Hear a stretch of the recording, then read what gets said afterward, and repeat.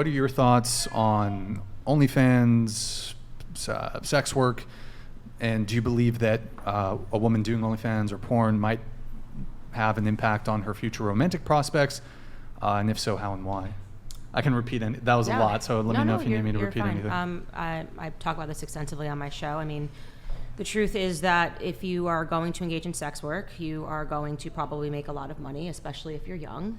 You're on a very tight rope. As you get older, your value goes down, and men are going to want women that are younger and available to them.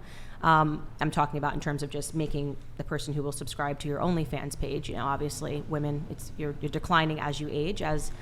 And the truth is that high-value men don't want to date women that are sex workers or even women that aren't sex workers and lean into the whole talking about how sexy and are freely available on the internet for other men to see. What we're talking about is biological proclivity. What men are doing when they first say, this sounds amazing, to date a stripper or to date a prostitute or to date a sex worker, is there's this instinct to have sex. It's going to be amazing. I'm going to have sex all the time. But then when they realize that actually a form of wanting to be in a relationship is feeling that there's a mystery to a woman, that there's something that's yours, there's something that's sacred, there's something that's powerful and beautiful that just you share. And when they realize that they have to share that with other men, it completely diminishes the man. A recent cultural example of that, obviously, is what's happening with Nina Agdal. She's not a sex worker by any means. She just kind of said some sexy things on the internet about wanting cock, and look at what...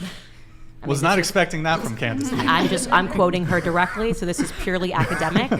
Purely academic, and look at what happened. You know, now Logan has become the laughing stock of other men as they piece together everything that she's ever said that's overtly sexual. And again, she's not a sex worker, but what happened is her value just completely plummeted because, they're this thing that men need to feel. And I don't want to say possession in a way that sounds bad, because it's not bad. It's actually really beautiful. And I'm lucky and fortunate that I get to experience that in my marriage, and it's something that women should strive toward. Women that make those exchanges in their youth, I think that's sad, and I do feel bad for Nina Agdal, is because she said a lot of those statements when she was really young. She's probably your age.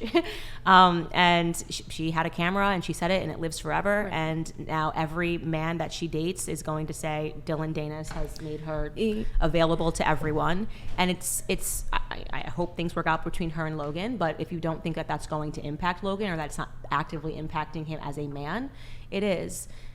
So with women, it's a trade-off. First thing you said was, I make money. This is about money.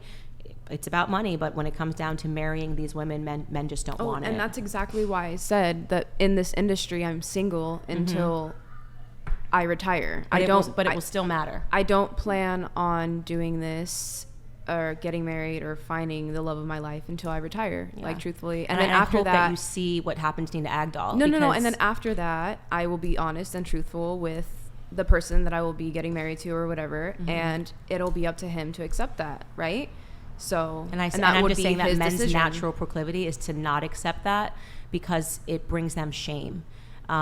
Men are biologically proud creatures. I understand, but not everybody can be like that. No, I know. I'm not. I'm just telling you what is happening and why people are. I'm just talking about cultural events, the Nina Agdal thing, and if you look at people like Emily Ratajkowski, she's obviously hot, but this is a woman who's now trying to make divorce chic, and I think that the understanding is in Hollywood is, sleep with her and move on. She's not marriage material.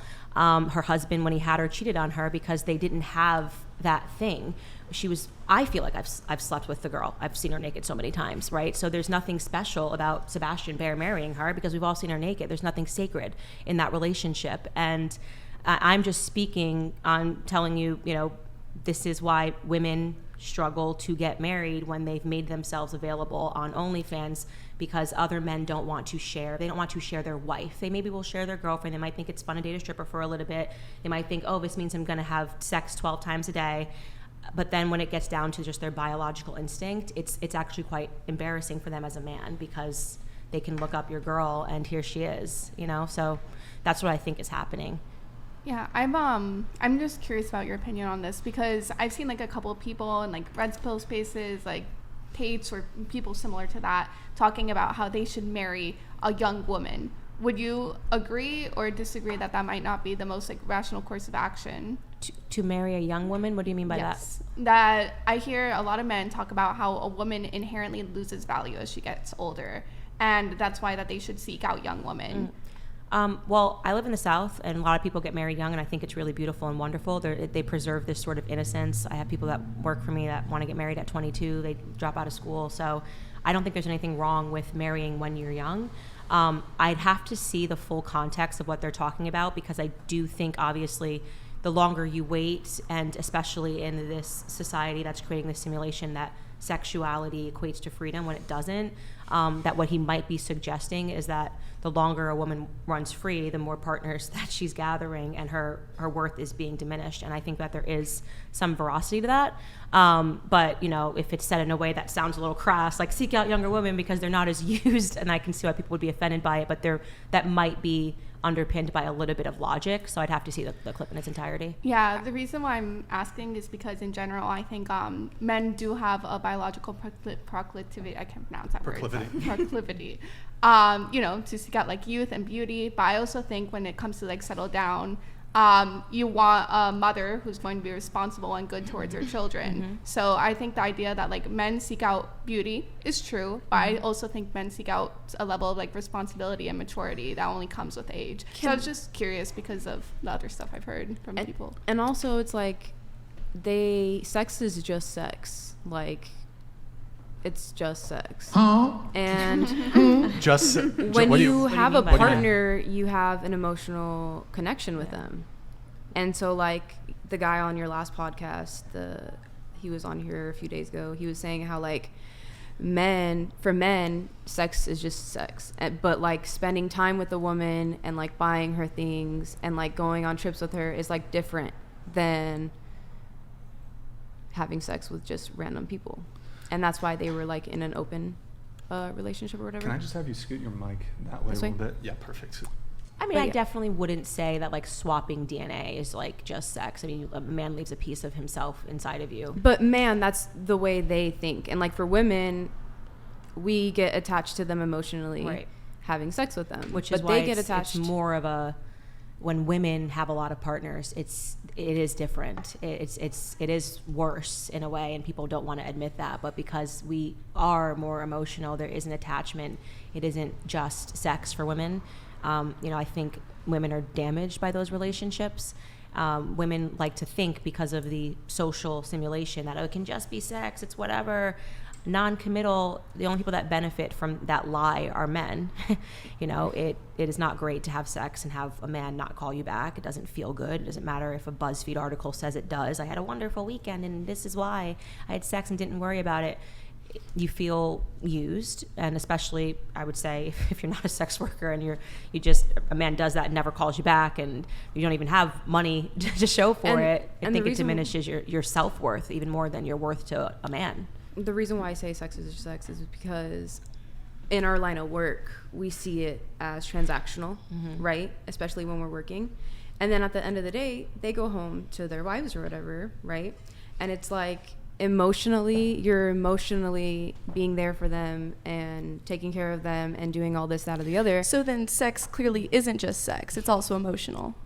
It can be. Yes. It can be, yes. But I was saying, according to the guy that he had on the last podcast, he said that for men, sex is just sex. Well, And that I disagree with the idea that sex doesn't harm, or casual sex wouldn't harm a man or does harm women, or that sex is just sex. I think a lot of people tell themselves that, but I think it can like lead to a lifestyle of just like pure hedonism, whether you're like a man or a woman, and that can be like dangerous because then you're losing, you know, sight of other things that you value or other aspects of life. So I don't really think like I think for some people that can be true, but I think for the majority of people, like there's a reason why a lot of people are only into monogamy, or why that's been like the norm for a lot of cultures. And I think most people are a little bit hardwired to kind of seek out those intimate relationships. And I'm not saying it's impossible. I'm just saying I think that's how most people are, where casual sex can be harmful. And I think it can definitely be harmful for men. I want to be clear. I'm saying that it's different for men and it's different for women, but I don't agree with the statement sex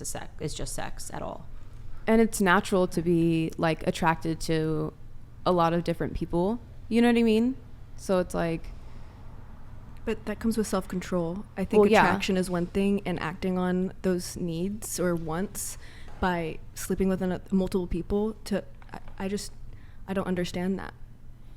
Did you want to come in on I this? guess I don't. What do you mean? Like, You I don't don't- understand not why in would response you? to her, but Okay. just the In general? Yeah. I mean, I don't necessarily agree with the idea that sex is just sex. When I was younger, I definitely had a lot more, like casual sexual relationships, not one night stands or anything by that measure, more like situationship. And as I got older, my views on it kind of changed, and you do feel differently when, like you were saying, it doesn't feel good to hook up with somebody and not have them call you back. So I actually was celibate for about 2 years before I met my partner, doing OnlyFans and everything else. Your I current wasn't- partner? Yes. Okay. I wasn't sleeping with anybody. I stuck to it very hard because I just didn't really like the feeling of sleeping with somebody and then getting an emotional attachment to them. So I think that certain people, because everybody is different, I don't think that it's that black and white. But I think to some people and to some women and to some men, casual sex really is just sex, whether they're leaving DNA or not. I think that there are people that do actually feel that way, because I've met women that are like that. But for me, it is not that simple. And I don't think that it's that simple for most women.